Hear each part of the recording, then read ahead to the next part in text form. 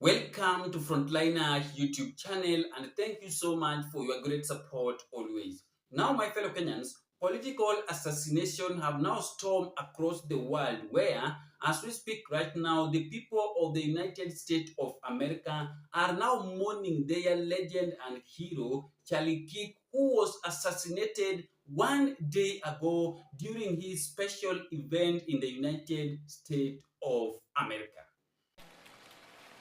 This is a dark day for our state. It's a tragic day for our nation.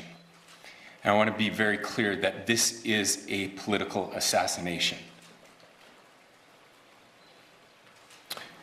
We are celebrating 250 years of the founding of this great nation. That founding document, the Declaration of Independence, that this great experiment on which we embarked together 250 years ago, that we are endowed by our Creator with certain unalienable rights. The first one of those is life. And today, a life was taken. Charlie Kirk was first and foremost a husband and a dad to two young children.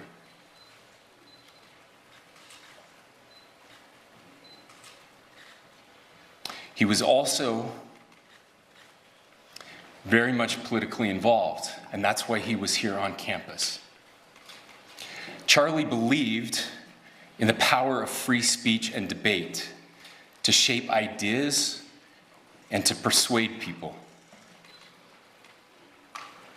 Historically, our university campuses in this nation and here in the state of Utah have been the place where truth and ideas are formulated and debated. And that's what he does. He comes on college campuses and he debates. That is foundational to the formation of our country, to our most basic constitutional rights. And when someone takes the life of a person because of their ideas or their ideals, then that very constitutional foundation is threatened. Now, we have a person of interest in custody. The investigation is ongoing. But I want to make it crystal clear right now, to whoever did this, we will find you. We will try you. And we will hold you accountable to the furthest extent of the law. And I just want to remind people that we still have the death penalty here in the state of Utah.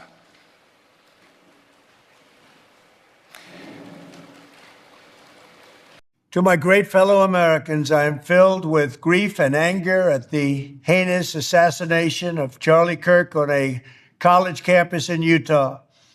Charlie inspired millions, and tonight, all who knew him and loved him are united in shock and horror. Charlie was a patriot who devoted his life to the cause of open debate and the country that he loved so much, the United States of America. He fought for liberty, democracy, justice, and the American people. He's a martyr for truth and freedom, and there's never been anyone who was so respected by youth. Charlie was also a man of deep, deep faith, and we take comfort in the knowledge that he is now at peace with God in heaven. Our prayers are with his wife, Erica, the two young, beloved children, and his entire family, who he loved more than anything in the world. We ask God to watch over them in this terrible hour of heartache and pain. This is a dark moment for America. Charlie Kirk traveled the nation, joyfully engaging with everyone interested in good faith debate. His mission was to bring young people into the political process, which he did better than anybody ever, to share his love of country and to spread the simple words of common sense. On campuses nationwide, he championed his ideas with courage, logic, humor, and grace. It's a long past time for all Americans and the media to confront the fact that violence and murder are the tragic consequence of demonizing those with whom you disagree day after day, year after year, in the most hateful and despicable way possible. For years, those on the radical left have compared wonderful Americans like Charlie to Nazis and the world's worst mass murderers and criminals. This kind of rhetoric is directly responsible for the terrorism that we're seeing in our country today, and it must stop right now. My administration will find each and every one of those who contributed to this atrocity and to other political violence, including the organizations that fund it and support it, as well as those who go after our judges, law enforcement officials, and everyone else who brings order to our country. From the attack on my life in Butler, Pennsylvania last year, which killed a husband and father, to the attacks on ICE agents, to the vicious murder of a healthcare executive in the streets of New York, to the shooting of House Majority Leader Steve Scalise and 3 others, radical left political violence has hurt too many innocent people and taken too many lives. Tonight, I ask all Americans to commit themselves to the American values for which Charlie Kirk lived and died, the values of free speech, citizenship, the rule of law, and the patriotic devotion and love of God. Charlie was the best of America, and the monster who attacked him was attacking our whole country. An assassin tried to silence him with a bullet, but he failed, because together we will ensure that his voice, his message, and his legacy will live on for countless generations to come. Today, because of this heinous act, Charlie's voice has become bigger and grander than ever before, and it's not even close. May God bless his memory. May God watch over his family. And may God bless the United States of America. Thank you. That is what happened during that event. And this is not the first time that a political assassination is happening in the United States of America. It's happened, I think, a few months ago to the president that have been elected right now, Donald Trump, during his campaign in the United States of America. But his assassination was not heavy like the one that happened one day ago, because the shooter did not capture the face of Donald Trump, and he ended up shooting his ears.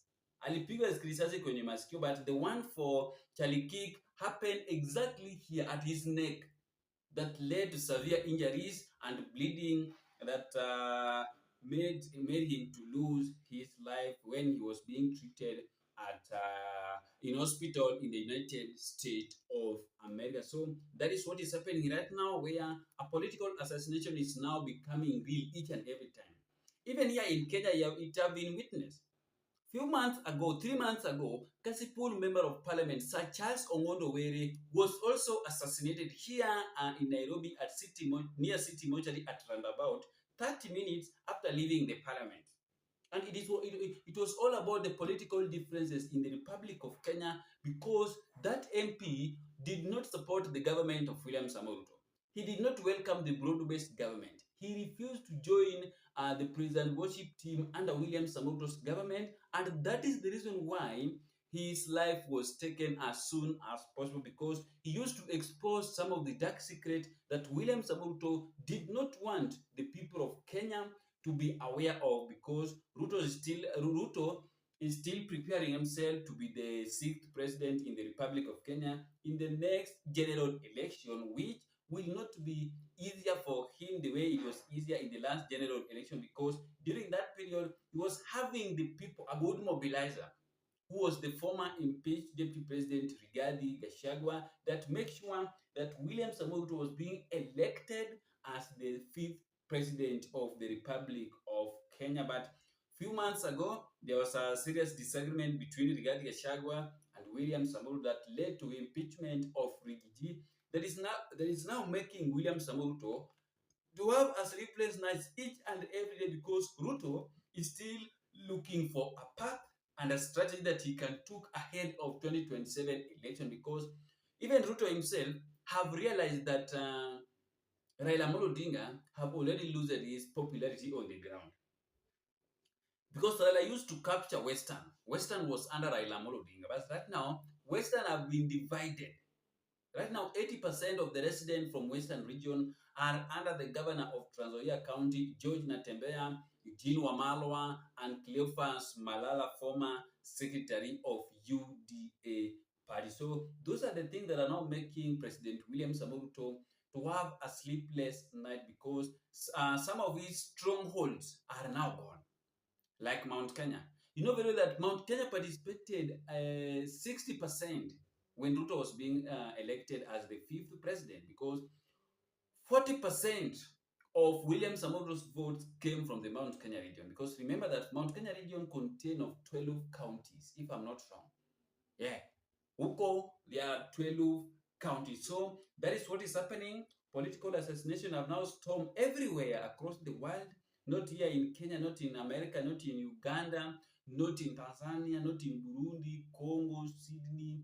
It is now happening anywhere. So let us keep on praying so that we can make sure that we don't lose a lot of people each and every time. Thank you so much, and see you in the next